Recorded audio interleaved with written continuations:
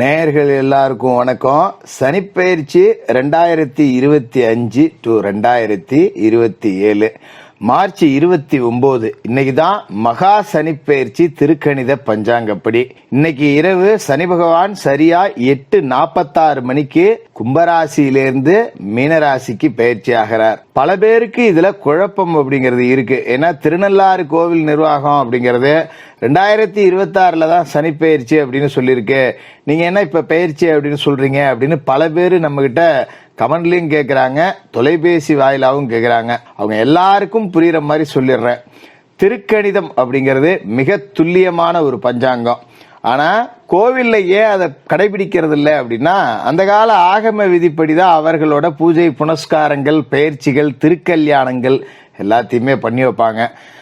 இதாவது இப்போ கரெக்டா சொல்லணும் அப்படின்னு பாத்தீங்கன்னா, சூரிய உதயம் இன்னைக்கு காலையில 6:18 மணிக்கு அப்படின்னு வாக்கிய பஞ்சாங்கம் சொல்லுது அப்படின்னா, திருக்கணித பஞ்சாங்கம் 6 மணிக்கு அப்படின்னு சொல்லும். ஏன் 6 மணிக்குன்னு சொல்லுதுன்னா, சூரிய உதயம் 6 மணி, 6:18க்கு சூரிய வெளிச்சம் பூமியில பட போகுது. அந்த வெளிச்சம் சூரியன்ல இருந்து பூமிக்கு வர 18 நிமிடம் ஆகுது. ஆக சூரிய உதயம் 18 நிமிடத்திற்கு முன்னாடியே நடந்துருச்சு அப்படிங்கிறத துல்லியமா கணக்கு போட்டு சொல்றது அப்படிங்கிறது தான் திருக்கணித பஞ்சாங்கம். அந்த அடிப்படையில திருக்கணித பஞ்சாங்கப்படி சனிப்பெயர்ச்சி இன்னைக்கு தான்.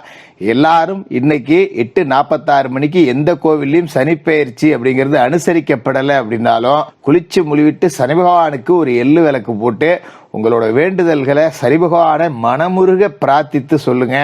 எல்லாருக்கும் நல்லதே நடக்கும்.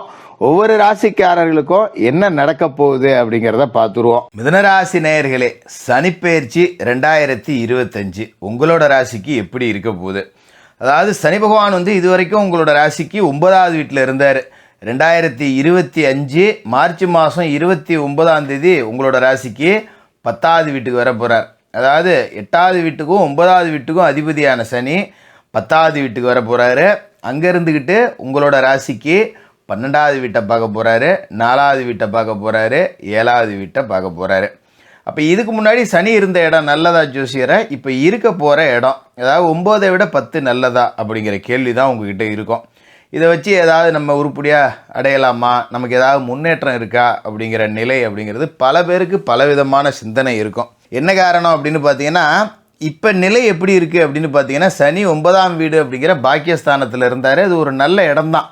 ஆனாலும் சனி பார்வை அப்படிங்கிறது பார்த்தீங்கன்னா உங்களோட ராசிக்கு 11, 3, 6 இந்த 3 வீட்டில் விழுந்துருச்சு. இப்போ 11வது வீட்டுக்கு சனி பார்வை கிடைக்குது அப்படின்னா அந்த இடத்த அடித்து உடைச்சிருப்பார். சனி பார்க்கக்கூடிய இடத்த காலி பண்ணி விட்டுருவார். ஏன்னா அது ஒரு வஜ்ர பார்வை அப்படிங்கிறது. இப்போ லாப வீட்டை சனி பார்த்தாரு பார்த்தீங்களா?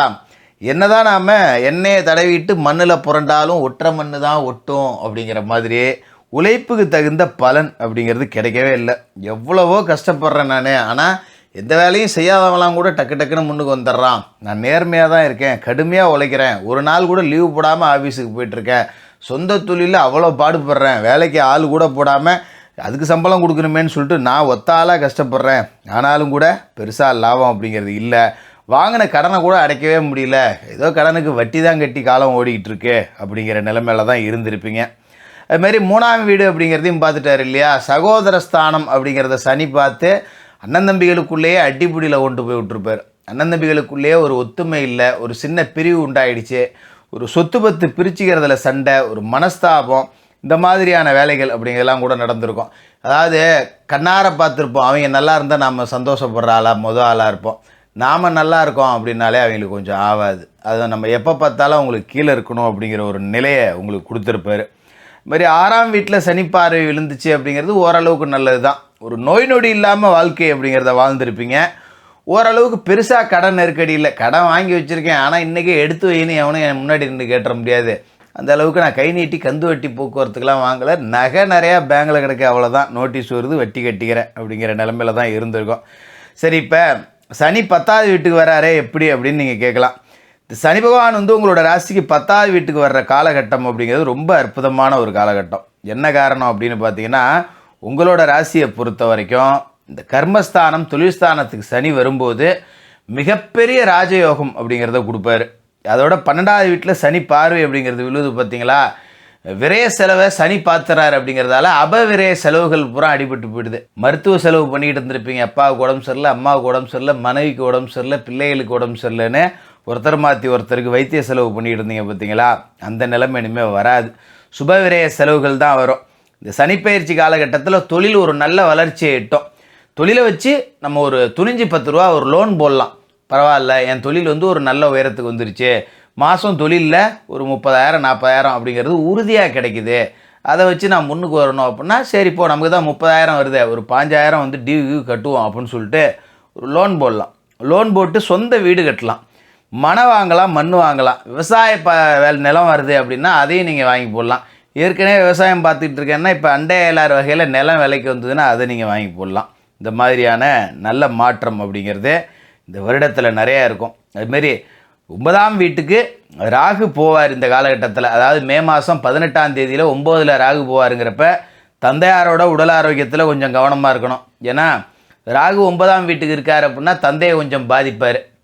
தந்தைக்கு அடிக்கடி உடம்பு சரியில்லாமல் போவோம், திடீர்னு ஒரு பூச்சிப்பொடி கடிக்கிற மாதிரி ஒரு சூழல் அப்படிங்கிறது வரும். அதனால் கொஞ்சம் கவனமாக பார்த்துக்கணும். சரி, இந்த 10ஆம் இடத்துல இருக்கிற சனியால் தொழில் தொடங்கலாமா அப்படின்னா தாராளமாக தொடங்கலாம். அதாவது தொழிலாளிகளை எல்லாத்தையும் முதலாளிகளாக மாற்றி காட்ட போகிற ஒரு சனி பயிற்சி இது. ரொம்ப நாளாக ஒருத்தர்கிட்ட வேலை செய்கிறேன், கடைசி வரைக்கும் வேலை தான் செஞ்சுக்கிட்டு இருக்கேன், இப்படியே அடுத்தவனுக்கு உழைச்சி விட்டியே என் காலம் ஓடி போயிடுமா, எனக்குன்னு ஏதாவது நம்ம பண்ணிக்கவே முடியாதா அப்படிங்கிற ஏக்கத்தில் இருந்தவங்களுக்கெல்லாம் சொந்தமாக தொழில் தொடங்கக்கூடிய ஒரு வாய்ப்பு அப்படிங்கிறத இந்த சனி பயிற்சி கொடுத்துரும். ஒரு இடத்துல வேலை செஞ்சுக்கிட்டு இருந்தவங்க கூட சரி போதும் இன்னொருத்தவங்களுக்கு உழைச்சது, நம்ம ஏதாவது ஒரு கடையை போடுவோம் அப்படின்னு சொல்லிட்டு ஒரு சின்ன முதலீட்டில் ஒரு கடை அப்படிங்கிறத போடலாம் அப்படின்னு ஆரம்பிப்பீங்க. இதுலேயே இன்னும் சிறப்பு என்ன அப்படின்னு பார்த்தீங்கன்னா, ஒரு பகுதியில் வேலை செஞ்சுக்கிட்டு இன்னொரு பகுதியில் ஒரு பகுதி நேரமாக தொழில் செய்யக்கூடியவர்களுக்கான வாய்ப்பும் அப்படிங்கிறதும் இந்த காலகட்டத்தில் கிடைக்கும். சரிப்போ இவ்வளோ நேரத்தில் தானே வேலை செய்கிறோம், மீதி நேரத்தில் ஏதாவது ஒரு கடையை போட்டு பொழைப்போம், இல்லைனா ஒரு வண்டி ஒன்று வாங்கி விட்டு வாடகை இடைக்கு விடுவோம் அப்படின்னு சொல்லிட்டு முதலாளிகளாக மாறக்கூடிய எண்ணம் உங்களுக்கு வரும். அதை செஞ்சும் காமிச்சிடலாம் இந்த சனிப்பெயர்ச்சி காலகட்டத்தில். அப்போ நமக்காக உழைக்கிறதுக்கு இன்னொரு நபர் இருக்கார். நம்ம ஒருத்தர்கிட்ட வேலை செஞ்சாலும் நம்மக்கிட்ட ஒருத்தர் வேலை செய்கிற அளவுக்கு வேலை கொடுக்க போகிறீங்க. அதான் நான் ஏற்கனவே சொன்ன மாதிரி தான், தொழிலாளிகளை முதலாளிகளாக மாற்றி காட்டுவார் சனி. அதுக்குண்டான காசு பணம் அப்படிங்கிறது வந்துடும். இந்த காலகட்டத்தில் ஒரு தொழில் தொடங்குறேன்னு கவர்மெண்ட்டில் போய் ஒரு லோன் கேட்குறது, ஒரு ஏதாவது ஒரு விதத்தில் இந்த அரசாங்கத்தில் மானியம் கொடுப்பாங்க அதை பயன்படுத்துறது, வங்கிகளில் லோன் வாங்குறது, இதெல்லாம் நீங்கள் பயன்படுத்திக்கிட்டிங்கன்னா அதுக்குண்டான வாய்ப்புகள் அப்படிங்கிறதும் பரிபூரணமாக இருக்கும். அதேமாரி உங்களோட ராசிக்கு 12ஆவது வீட்டில் பதியக்கூடிய சனி பகவானோட அந்த வஜ்ர பார்வை அப்படிங்கிறது நஷ்டங்கள் அப்படிங்கிறதே உங்களுக்கு கொடுக்காது. ஏன்னா விரைய விட்ட சனி பார்க்குறாரு இல்லையா, தொழில் நீங்கள் எது தொழில் தொடங்கினாலும் நட்டம் வராது, 10 ரூபா லாபம் அப்படிங்கிறது உறுதியாக இருக்குது. அதை வச்சு நம்ம சுப விரைய செலவுகள் செய்யலாம். இப்போ 10 ரூபா முதல் போட்டு ஒரு தொழில் தொடங்குகிறோம், 10 ரூபா லாபம் வருது, அதை அப்படியே 20ஆம் முதலீடாக மாற்றுறது, அப்படியே ஒன்று மேலே ஒன்று அப்படின்னு போயிட்டே இருக்கக்கூடிய ஒரு அமைப்பு அப்படிங்கிறத சனி பகவான் கொடுக்குறாரு. இந்த சனிப்பெயர்ச்சி முடிஞ்ச இந்த தொடங்குகிற காலகட்டத்தில் பார்த்தீங்கன்னா மே மாதத்தில் விரைய வீட்டில் இருக்கிற குரு உங்களோட சொந்த வீட்டுக்கே வருவார். குரு விரயத்தில் இருக்கிறதும் ஒன்று தான், சொந்த வீட்டுக்குள்ளேயே இருக்கிறதும் ஒன்று தான். அதனால் நீங்கள் அதை பற்றி பெருசாக கவலைப்பட்டுக்க வேண்டியதில்லை. அதுமாரி சனியோட பார்வை அப்படிங்கிறது ராசிக்கு 4ஆவது வீட்டில் விழுவும். தாயாரை குறிக்கக்கூடிய இடம் சுகஸ்தானத்தில் சனி பார்வை விழுது அப்படின்னா தாயாரோட உடல் ஆரோக்கியத்தில் கொஞ்சம் கவனமாக இருக்கணும். அதுமாரி 7ஆம் வீட்டில் சனி பார்வை அப்படிங்கிறது விழுவுது. கலத்திர வீடு அப்படின்னு நம்ம சொல்லுவோம் இதை. இப்போ இந்த கலத்திர வீடு அப்படிங்கிறப்ப கூட்டு தொழில் செய்ய வேண்டாம். 10 ரூபா நம்ம கம்மியாக போட்டு தொழில் செஞ்சாலும் சரி, சின்னோண்டு கடையாக வச்சாலும் சரி, சின்ன தொழிலாக செஞ்சாலும் சரி, கூட்டு தொழில் அப்படிங்கிறது இந்த காலகட்டத்தில் செய்ய வேண்டாம். ஏற்கனவே கூட்டாக தொழில் செஞ்சுக்கிட்டு இருந்தீங்க அப்படின்னா ஒப்பந்தங்களை முறையாக கடைப்பிடிச்சிங்க, இல்லை நல்ல முறையாக பிரிச்சுக்கிறது அப்படிங்கிறது இந்த சனிப்பெயர்ச்சிக்கு முன்னாடியே செஞ்சுக்கிறது அப்படிங்கிறது தான் நல்லது. அதுமாரி நண்பர்கள் வகையில் குடுக்கல் வாங்கல் இருக்கக்கூடாது. நண்பர்கள்ட்ட கொடுத்துருந்தா வாங்கிடுங்க, வாங்கியிருந்தால் டக்குன்னு தூக்கி எரிஞ்சிட்டு போயிடுங்க. எங்கேயோ வெளியில் கூட 10 ரூபா கடை இருக்கலாம், கூட பழகினவங்கள்ட்ட குடுக்கல் வாங்கல் வேண்டாம் அப்படிங்கிற மாதிரி. இதுமாரி சில பேருக்கு வெளிநாடு போகக்கூடிய வாய்ப்பு அப்படிங்கிறது கிடைக்கும், கிடைச்சா ஓடி போயிடுங்க. ஏன்னா 7ஆம் வீட்டில் சனி பார்வை விழுவுது அப்படிங்கும்போது குடும்பத்துக்குள்ளே சின்ன சின்ன பிரச்சனை கணவன் மனைவிக்குள்ளே வந்துக்கிட்டே இருக்கும். ஏதாவது ஒன்று கிடக்க ஒன்று பேசிகிட்டு இருப்போம், நம்ம நல்லது தான் செய்வோம், வீட்டுக்கு ஏதாவது வேணால் வாங்கிட்டு போனோம்னா இது எதுக்கு இவ்வளோ போட்டு வாங்கிட்டு வந்தேன்பாங்க, வாங்காமல் போனோம்னா இதை கூட வாங்கிட்டு வர தெரியாதாம்பாங்க. இப்படி ஏதாவது ஒரு வகையில் பிரச்சனை வந்துக்கிட்டே இருக்கும். அப்போ நம்ம கொஞ்சம் காலகட்டத்துக்கு பிரிஞ்சிருக்கிறதே நல்லது. பிரிஞ்சிருந்தோம் அப்படின்னா இது அதில் அடிபட்டு போயிடுது. அப்போ அதை வச்சு நாம் இன்னும் வருமானம் அப்படிங்கிறத கூடுதலாக பண்ணலாம். குறிப்பாக பெண்கள் பேரில் தொழில் செஞ்சீங்க அப்படின்னா பெரிய அலர்ச்சி அப்படிங்கிறது இந்த காலகட்டத்தில் இருக்குது. அது தாயாக இருக்கலாம், இல்லை மனைவியாக இருக்கலாம், சகோதரியாக இருக்கலாம். வேணாம், சகோதரி கூட தேவையில்லை. ஏன்னா 3ஆவது வீட்டில் சனி பார்வை விழுது, சகோதரி கூட தேவையில்லை. தாய், மனைவி அப்படி யாரையாவது ஒருத்தர் பேரில் தொழில் தொடங்கி அவங்கள தொழில் நிறுவனத்தோட இந்த கல்லாப்பட்டியில் உட்கார வச்சு காலையில் அவங்கள வச்சு விளக்கேற்றி ஒரு தொழில் அப்படிங்கிறத தொடங்குனீங்கன்னா பெரிய உச்சத்துக்கு போகக்கூடிய ஒரு அமைப்பு அப்படிங்கிறதையும் இந்த சனி பெயர்ச்சி அப்படிங்கிறது உங்களுக்கு கொடுக்குது. அதாவது 9ஆம் வீட்டில் சனி இருந்ததை விட 10ஆம் வீட்டில் கூடுதல் வருமானம் அப்படிங்கிறத கொடுப்பாரு. அதை வச்சு 10 ரூபா கடங்கண்ணி அடைக்கலாம். எல்லாமே நல்லபடியாக நடக்கக்கூடிய வாய்ப்பு அப்படிங்கிறதும் இருக்குது. மொத்தத்தில் இந்த சனி பெயர்ச்சி உங்களுடைய ராசியை பொறுத்த வரைக்கும் தொழிலாளியாக இருந்தவர்களை கூட முதலாளியாக மாற்றி காட்டும். அதுமாரி வேலை செய்யக்கூடிய இடத்துல பெரிய பதவிகளை அலங்கரிக்கக்கூடிய வாய்ப்பு அப்படிங்கிறதையும் கொடுக்கும்.